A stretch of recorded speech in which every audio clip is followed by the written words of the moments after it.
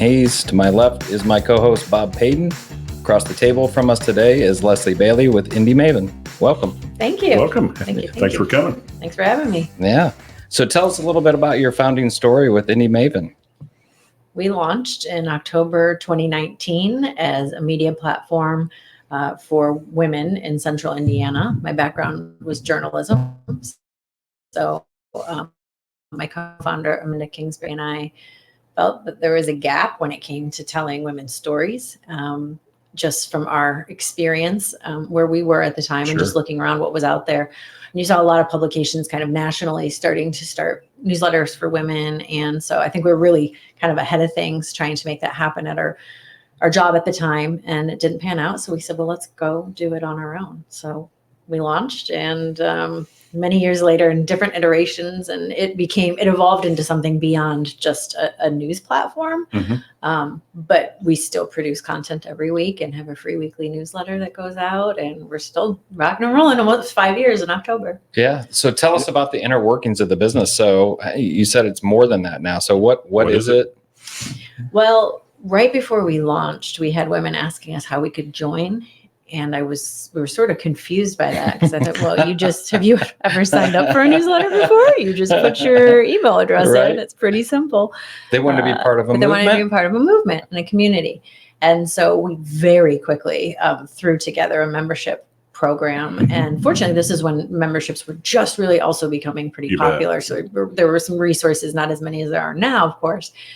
But okay, how do I do this? How do we figure this out? And so did it, pretty messy, and now have since refined and used different tools, and now know what kind of the purpose was. Before, it was just responding to a request that we were hearing without really knowing why, but I just intuition, which comes into a lot of things that I do. Just thought, well, people are asking for it, and a lot of people, right? Considering we hadn't even launched yet, for people to ask for a product. Told me that it doesn't exist, and that they had already sort of decided in their head what it was going to be, which I think is really interesting. Right. So they kind of took the identity of the brand and made it something for you almost. Yeah. Yeah. Just based on hearing a concept. We didn't even have our website up. Our social wasn't up. Like, it was purely just word of mouth and concept. And it was an overwhelming number of people reaching out because it just piqued their interest. Oh, that's really cool. Yeah. What was maybe the first kind of, I don't know, meeting? I'm not sure that's the right word or not. Yeah. That you kind of like, holy moly, this is going to be a thing. Well, we launched with an event that we did. The Alexander Hotel. There's an apartment complex called Cityway downtown, and they were opening their Cityway complex, and so they had a brand new pool. Like, literally, we're finishing the pool the day that we were having this. So we had this launch party. They were partners of ours at the time, and so we invited 200 women of influence. I don't want to say influencers because they're across industries. It wasn't what we think of as an influencer today, but women that we thought could really get on board with this mission of what we were trying to do. And so we had these 200 women around the pool. I had this awesome party, and that people still talk to me about today. Will you do that party again? So I think that made a big splash early on. But then we had these 200 women who we asked to then be ambassadors for us. And a lot of them are still part of it today. So we started with that. And then the goal was to have monthly meetups in person. But of course, 5 months later was COVID. So, but we also just had this digital product. While we had these in-person meetups every month, the product itself wasn't dependent on being in person. So we have this captive audience for a digital product at a time where everyone was just dying for dying for connection. That's an awful word. But like seeking connection and distraction and information. And we had this captive audience because we were already on the internet. So in a lot of ways, I think it helped us probably grow faster than we would have otherwise. Right. So how is your audience finding you today in new ways? So we have yet to spend more than $500 ever, I think, on advertising and marketing. Yeah. Everything has been word of mouth or trade. So I am at the point now where I'm like, okay, I feel like we've saturated this circle and the kind of word of mouth market. So this 2025 will be the year that we really start investing in doing, even just paid social. We've done an occasional boost, but for the Sure. most part, we haven't. We just relied on word of mouth. So, and I have two businesses. So I have Indy Maven, the one we've been talking about. And then 2 years ago, I launched Maven Space, which is a co-working space. Ah, okay. And so that is more heavily dependent on SEO, Google. But even there, we really didn't invest. Now, I'm not saying that was necessarily a good thing. I'm proud of what we did. Sure. Right. But I will do things differently moving forward, just because I have to, but also, in hindsight, maybe I probably should have invested in those things. But, I'd never done this before. I'm fell into entrepreneurship and Sure. been figuring it out as I go, and then when you know better, you do better. So Exactly. So how would you describe that journey then over the last several years? Well, in between all of that, I also had 2 kids. So the last 7 years we have had, my mother passed away. I got pregnant with my first son. My husband's mom passed away. We've also had a second son. We've moved different jobs. I mean, when you talk about like that Nothing scale of much like going on. life Wow. stressors packed into the last 7 years. You've gotten comfortable being uncomfortable. Yeah. And I think that helped as an entrepreneur, because if everything else had just been plugging along as usual, that would have felt so volatile, Right. like the ups Sure. and downs of entrepreneurship. But at some point I was like, this is my life now. This is I've it. succumbed to just, this is, but it helped a lot. I think there's still blows, but I think it helped soften some of those, or, also some perspective. Yeah. Right. Oh, Like for sure. when there are people who are sick or dying, or you've brought new life into the world, an open rate doesn't seem to be as important. Yes. I mean, our open rate's always been Always awesome. important, So I'm just but- saying. But, Yes. Yeah. Yeah. It puts big stuff in perspective, right? And the Yeah. small things that really don't matter. Don't matter. 100%. So I mean, who is your ideal client? Well, women for sure, Okay. to start. Sure. Is there a certain age group? We typically about 35 to 54. I would say the majority of which are probably parents, but not necessarily. Now, there are kind of 2 different clients that sort of overlap in the Sure. Venn diagram, from the co-working space to the media product. But ultimately, we see a lot of leaders, whether that's nonprofit or in the business community, a lot of founders, but we also have just a lot of remote workers, but I think it's what the common thread there is people who see the power of community and the power of women within a community. Right. So that isn't necessarily just women, right? We do have some male members and some allies who come in and say, like, this is something that I want to get behind, as well as men in the co-working space too. But it's a very different vibe than when you go into some of the more male-dominated spaces, for sure. Right. Yeah. Yeah. Absolutely. Talk to. Is that it? Are we good here? No. I think we both had a question at the same time. You go for yours. I'm totally lost. We've never done that before. No. That's a new one. Do you want to go ahead? Okay, yeah, I'll shift a little bit. Maybe, you've got to this point, right? So what's the next year or 2 look like for you? Well, I sublease the co-working space, Sure. and that sublease ends at the end of this year. So I am currently in negotiations for a new location that I pretty much have my heart set on. So if that doesn't go through, The big I don't reveal. know. That we'll Yeah. see. Are your fingers crossed on your other hand? Your toes. Yeah. Yeah. I don't know. I also just have this like knowing that it will. So I'm not super stressed out. I hope Sure. I'm right about that. But again, intuition, and I just lean heavily on that. So we're just going to say that's going to go ahead and go through. So we'll have a move on That's good. our plate. Indy Maven will just keep, plugging along. I think there's some interesting trends as far as I think that people are going to, the pendulum swinging back from overload of master classes and online courses. And I think getting back to smaller, more intimate in person. Mhm.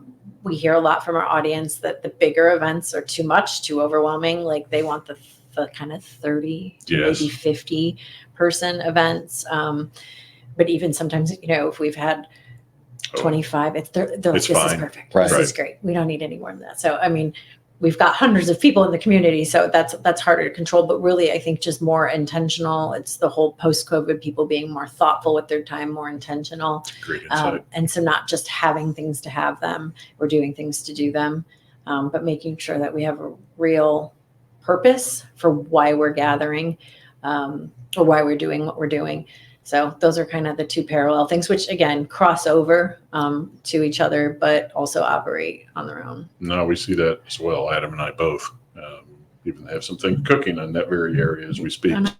Yeah, for sure. That you see that. I mean, I would rather sit with 10 people than 100 any day. Yeah, any day, because you get to know people and you get to know their stories and you get to know what's going on versus the economy. And you can get to a level of authenticity and Correct. Transparency that can actually help you and help Correct. the other person. Mm-hmm. So For sure. Tell us kind of the nuts and bolts of what it's like to be involved Mm-hmm. and engaged in the community and what people are getting out of it. So like I said, we have the monthly membership, or the monthly meetups rather, as part of the membership. So there are people who basically never miss one. Are those different topics, and how do you come So up we with the try and topics? alternate like personal and professional, and then we also alternate if we host them at Maven Space or if we host them out in the community. Gotcha. So next week our meetup will be at Alice's Garden, which is a garden center on the northwest side. They're doing like a little mini house plants mini workshop. Basically, here's how to not kill your plants. A little VIP shopping experience, but they've got a beautiful little event space. The next one in September, we're actually going to do a pickleball clinic at Broadmoor. Of course. Yeah. But we've done a few months ago, we had Marketing Maven. So that was obviously on the more professional side of things, really trying to alternate the personal and professional, Nice. because I think, especially as women, we kind of it's doing it all, right? And we contain multitudes, Right. right? We all do. But that's a way that sometimes you'll see the same people at every single one of those events, and then it'll alternate based on interest. It's also a great way for us to grow our audience. If someone sees that event, they're open to the public to buy tickets. But if you are a member, it's included. We also have a platform that is it's on Circle, the membership platform. And so I think as people are also sort of getting off social, we have a number of people in there who are just like, this is great because I'm not even on any social anymore. I've deleted my Instagram and my Facebook.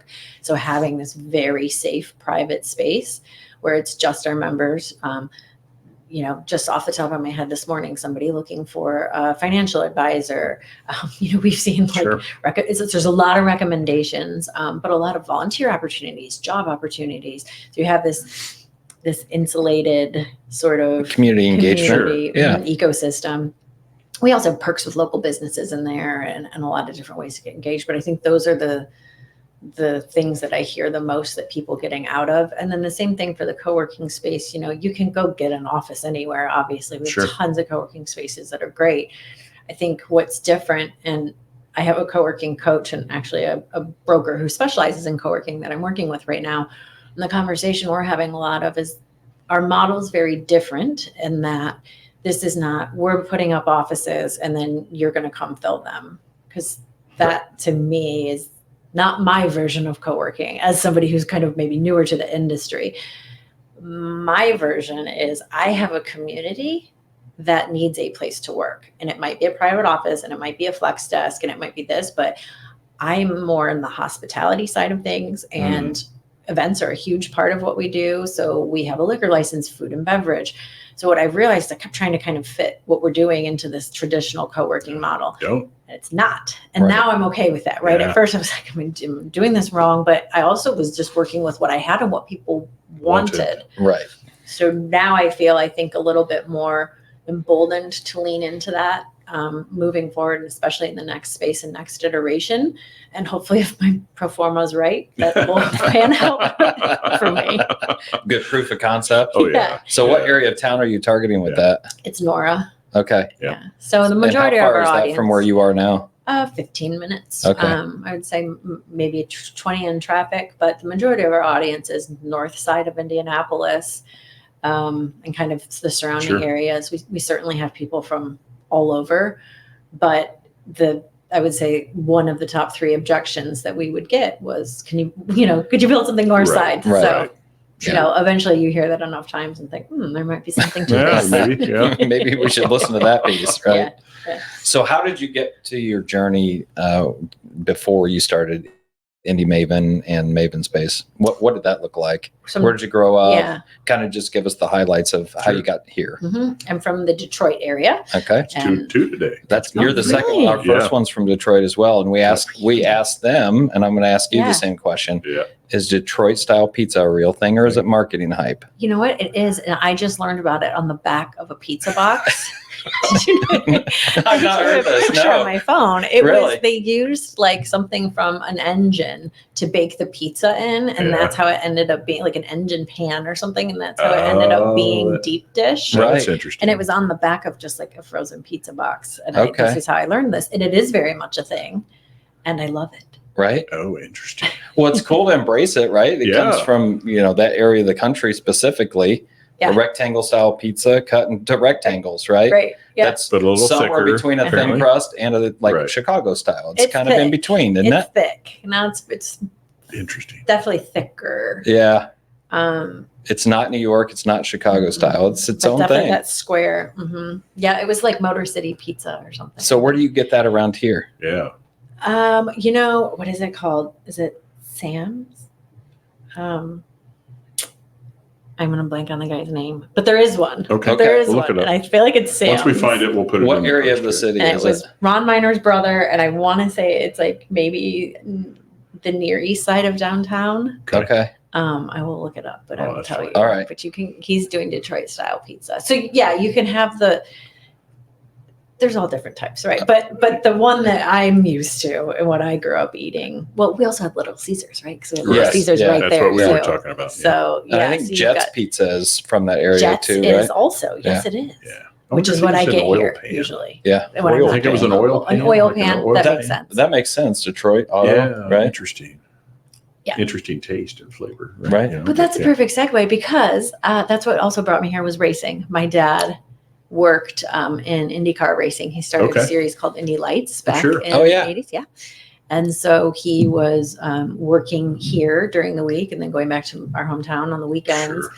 Where my mom still was, and I came down here. I did a brief stint in California when I was 18 and didn't know what I wanted to do with my life. So I moved to Indianapolis and just was going to finish school really quick. And then, people always like to say Indianapolis is very sticky. Yes. And I totally get what is. they mean by that because it's like every year I thought, I'll go somewhere else. I'll go somewhere else. And 20 And years. here you are. 20 years later, here It's I am. kind of too easy to live here. Yeah. It sounds awful, but it's why people come back. Yeah. They go somewhere else and like, this is hard. Yeah. And like everything just sort of fell into place from there. I literally met a guy on the street in Broad Ripple. And when I was 21, he said, "Oh, do you want to write a blog about going out all the time?" I was like, sure. I don't know what a blog is, but that sounds fun. And then that snowballed into my journalism career and eventually led me to a job at Indianapolis Star, later Indianapolis Monthly. And then I was doing freelance writing and editing. And then that's what happened. Gotcha. And that's what happened. That's The what end. happened. And then it There it is, right? And there's the end. Yeah. Cool. So go ahead. We gotta quit doing that. So I'm gonna quit looking. Just spit it out. It's gone now. You've thrown me off. Did I? We'll have to edit that out. It's awful. That's our new thing. I don't know. It better not be our new thing. We've Yeah, got 2 more of these I coming know. up It's today. gonna be. Well, maybe the question, back to the future just a little bit. So, I mean, you've got some immediate plans that, you're going to have a transition here a little bit on location. But what do you see happening in the space you're in? You've created a different space than everybody else, because I've been in every co-working space in Indianapolis, right? So I know kind of all of them and kind of the different genres. But I mean, one, do you see that continuing to grow just because the corporate inbound, I'll call it office space demand is just, totally gone away, especially downtown. Yeah. But I mean, what do you see kind of in that space? What do you see maybe changing or not, or growing in the next 5 years? Well, the industry as a whole is expected to be valued at $24 billion by 2030. So it is growing rapidly. And And I think that we'll see more, I think we'll see like smaller and rural, right? So definitely getting away from that. The big like box office situation, where it's just like, here's a desk and here's 3, what is that? 3, I guess, with the door. 3 highlighters. And a pack of sticky notes. Yeah. And I believe, not because I'm doing this, but I believe, and listening, my coach and broker have a podcast called Flex Uncensored. And their most recent episode was a guy who lives in Nashville, and all of his spaces are in Florida. And his model's very similar to mine. And I kind of want to dive deeper. I can't remember the name of his space, of course, because apparently my brain is fried. It's Friday. I can't remember the names of anything. It's all right. But it's very like industrial vibes, very different. But overall, hospitality first, a lot of food and beverage, events, right? Because people want to be able to do it all in one place. And that was always kind of our thing from the beginning, especially women. Like if you are running a business or even just, working for a company as an employee, typically if you are a mom and a woman, like I don't have time to run to, a coffee meeting and then to a gym and then to the kids' school and then to the office and then back to something else. Oh, and they forgot their homework. Like, you obviously can't help running to school and back. And even if you don't have kids, like that's not a good use of our time. That's not, even if you're not a parent, even if you're not a woman, like that's not a good use of anyone's time running all over the place. So my thought was bring it all in-house. So we have a fitness center on site. We have a cafe on site. You can get your juice in the morning. You can get your workout in. We have a podcast studio. You can record your podcast. We have a lending library. You don't even have to go to the library. It's like, how can we create in this little ecosystem so that you aren't driving all over the place every single day? You can talk to the person next to you and maybe meet your next accountant or attorney or graphic designer, right? Which that you do get in a lot of spaces, but you don't get that when you. I don't think you do, though. This is the question I was going to ask you. I've found in setting in various spaces over the years, some are way more connected, or willing to have that conversation with whoever's sitting there, and some others are just heads down.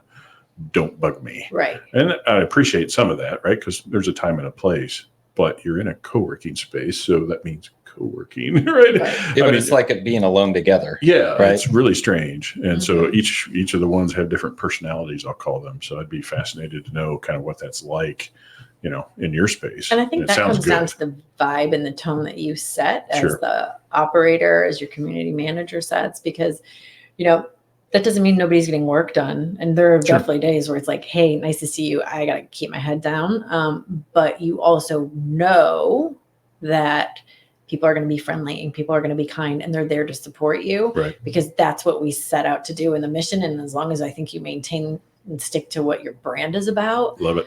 And then not tolerating when people go against that. And say, not everybody's going to be a fit, and we're not going to be a fit for everybody else too. And that's okay. Right. Yeah. So what do you see as your core challenge going forward in the next 4 or 5 years? I mean, I think my personal challenges are going to be this is a different model than what I'm used to, because if I move forward with the space I'm looking at, we're looking at maybe 20 private offices. And I don't have private offices currently. So that model changes.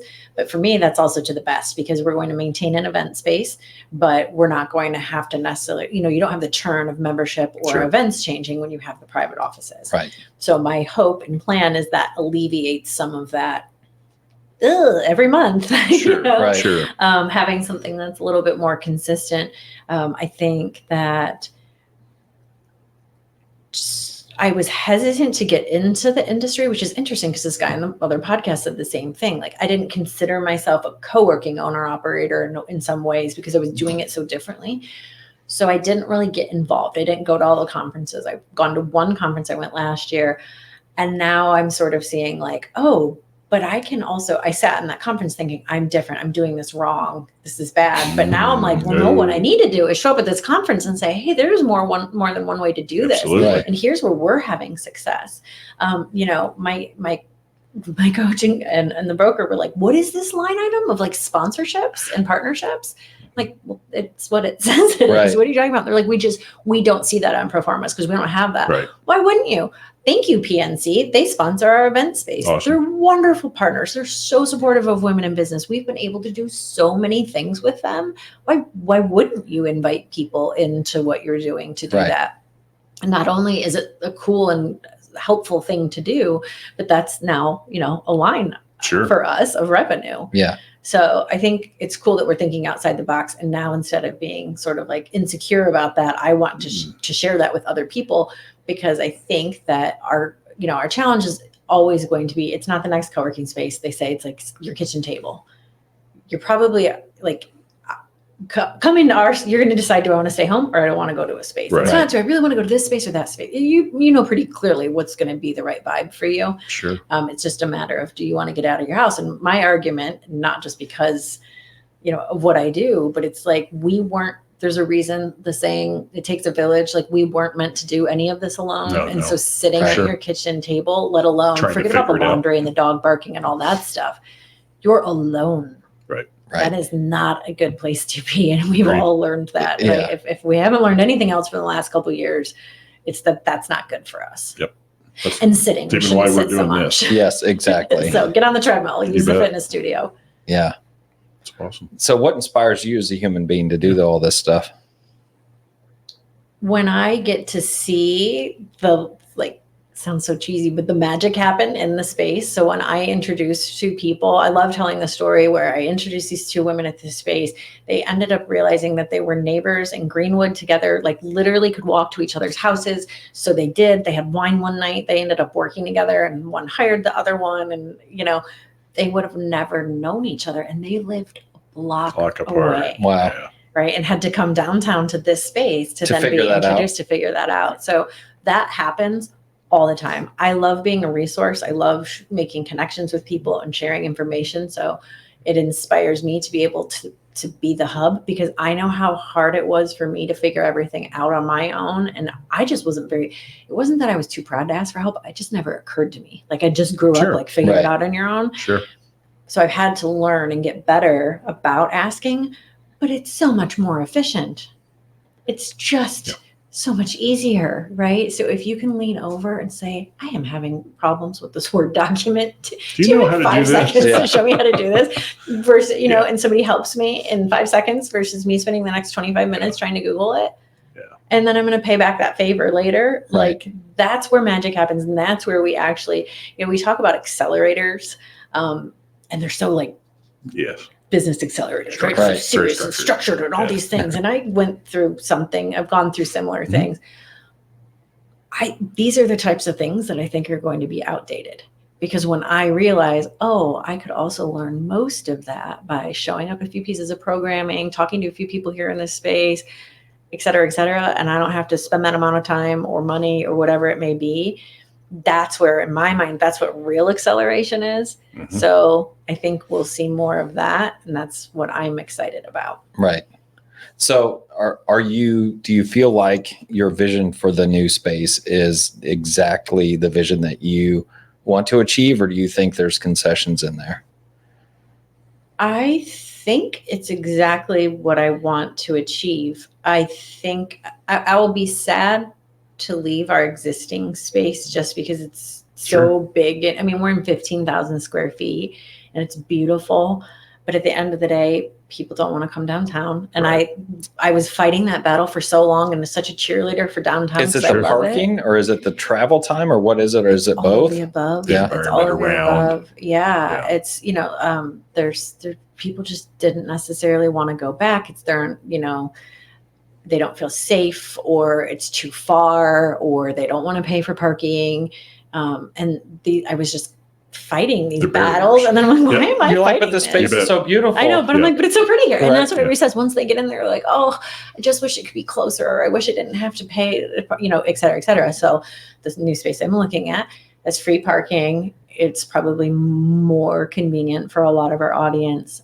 It's a smaller event space, but I'm okay with that because I don't know that I ever really was interested in doing the sizes of events that we do. Those are awesome, but we also have really great event spaces that people can go to for those larger scale events. Right. I think our sweet spot is like, where do you go for that 50-person event? That's what we get a lot of calls on, right? Because you can go to the big event spaces. Yes. And if you don't want to sit in a hotel conference room, there aren't a lot of options. Right. That's correct. So I feel like it has everything I want. I would like to think that we would probably look at the whole kind of hub and spoke model, and are there other satellite locations? Because at the end of the day, it still kind of bothers me that now it's going to be in one area. And what if you live somewhere out? Like, I want everyone to be able to benefit from this. Sure. You want it to be accessible? You bet. Yeah. And keeping pricing, accessible too, like keeping that in mind, that it is a luxury because working from home is free, but at the same time, you pay for it, don't you? Right. So it's not really. It does have a cost. Everything has a cost. Exactly. Yeah. But, I was just surprised when we launched to see how many people weren't familiar with coworking in general. I didn't know I would also have to do so much education. Yep. about what coworking is. Sure. So really, that surprises me too. I think Indianapolis is matured a lot in the last decade, right? Yeah. But when it started, it was pretty rough. Yeah. I mean, it was really rough. Yeah. So not surprising. We tend to be a little behind on our trends. Yeah. But that's okay. I like, I like introducing people to new things. I think Sure. that's the journalist in me and the storyteller in me too, is like You bet. that's why I started this, because through my work with Indy Maven, I saw these were things that other cities had. And I just remember thinking, if someone starts a female forward co-working space and it's not me in the city, I'm going to be mad. So mad. Well, that informed you that you needed to do it. I love It did. Yeah. So how are you still scratching the itch of journalism these days? Impulsivity last night. So there's this trend right now that's Nancy Meyers core. So the filmmaker Nancy Meyers, I don't know. Something's Got to Give. It's complicated. Okay. Sure. Parent Trap, Father of the Bride. So she's a filmmaker, producer, director. Okay. She has this, she's known for having these beautiful homes and aesthetics. Her characters live in these beautiful homes, especially with beautiful kitchens. And for some reason, there's this new trend. It's resurged because of TikTok, this hashtag Nancy Meyer core and Nancy Meyer aesthetic. And last night I was just like, that's so fascinating. They built their own brand around her brand. It's fascinating, right? I think that's what the kids call meta. I don't know how that works. But last night I was like, I love Nancy Meyer films. I just got this idea of I want to have a post about all the local places you can shop to get the Nancy Meyers core aesthetic, whatever. Yeah, right. And so I just whipped that post up last night. And I know to my core that's going to do really well. It's going to perform really well because the topic is trend. And that felt so good. And I was doing a little outreach, checking with the stores and getting images. It's not probably the best use of my time ultimately as an owner and a CEO, but it got my if it scratches an itch, it sure did. does. And I felt I was in a better mood this morning, and I woke up excited to finish it. And I think that the more I do that, so I need to keep that in mind, that if it's just one little piece of it, that's hard investigative journalism, which is not what I ever was to begin with anyway, mind you. But I love identifying of something that's relevant, a topic, and something that I think will excite people. And again, kind of that inform, inspire, delight thing. That's still really important to me. Gotcha. So cool. What I do is go off the rails, and then I'm like, hey team, you weren't expecting this. And now I'm going to mess up our whole night. There's the name of a blog right there, off the rails. Right? But where are we on the new space, Leslie? I know. And I'm like, I'm finishing this post about Nancy Meyers core. It's very important. I can't imagine why I get nothing done. That's awesome. So what do you like to do for fun? Write blog posts. I read. I've just gotten back into reading. Awesome. I walk every day. That's become very important to my sanity. I'm that person that has to have a 30-minute walk in, or I'm cranky. I've learned that's important to me. Trying to spend some time at the pool, trying to get back into actual exercise. I mean, walking is physical activity, but I think I just hit 40 this year. So You're young. But I've got 2 little kids at home, that I'm running Gravity after. changes things at It 40 does. somehow. Yeah, it's weird. Gravity and dinner. I also love food. I love cooking. I'm a big foodie. I love going out to eat. What's your favorite foods? Oh, wow. Other If you had to than pick Detroit three pizza. things to Seafood. eat, Okay, so seafood. Okay. I've implemented seafood Sundays in our house. Oh, nice. 'Cause especially in the summer, grilling. So I love seafood. I love Italian food. What would be my third? I love just like snacks. So I'm very excited. I'm going to Boca next week for a happy hour to celebrate our former director, but they have a Aperol Spritz flight and dollar oysters. Okay. Like that's the type of thing, right? Okay. That I could do just like snacks and appetizers. I really like snacky appetizer food. Like Super Bowl is awesome. Oh, I yeah. love the Super Bowl because charcuterie. right. Yes. Yeah. My 6-year-old makes charcuterie yeah. boards. Really? Yeah. That's If that cool. tells you anything. Yeah. Yep. It's Yeah. a thing in your house. Yeah, definitely. They're the weirdest plates of food. Speaking of seafood, where do you get fresh seafood to cook on So Sundays? of course, because my brain doesn't work, but there's a place in Broad Ripple that opened by Renee's. Yeah. I'm just gonna make this up. Bordalis? Oh yes. Yeah. It's like Broad Ripple Seafood Market, I think, is what it's going by now. oh, there you go. Yeah. I started going there. We had lobster. Well, I went in to actually just buy fish to cook, and then we ended up getting lobster rolls Yeah. 2 weekends ago. They were delicious.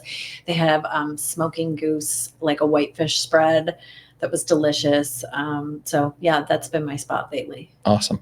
Sure. How will people find you? Yep. Like if they tune into this, and they're in your target audience, how should they find you and reach out? So indymaven.com or mavenspace.co are the websites. And on social, I am Lesalina. That's my at. Lesalina. Lesali. Part of the Nancy Meyer core. Yeah. It was just, like I said, I didn't know what blogging was when this guy asked me, and that was like my Twitter handle. And then it just became my handle on Roll with everything. And here we are. I'm a 40-year-old woman. I'm known as Lesalina. The new Disney princess. Yeah. That's it. Right? Yeah. Lesalina. Yeah. Awesome. Well, thanks for coming on Yeah. today. Thanks. It's been great having you on the show today. Thank you for Really having enjoyed me. it. Thank you. Me too. You bet.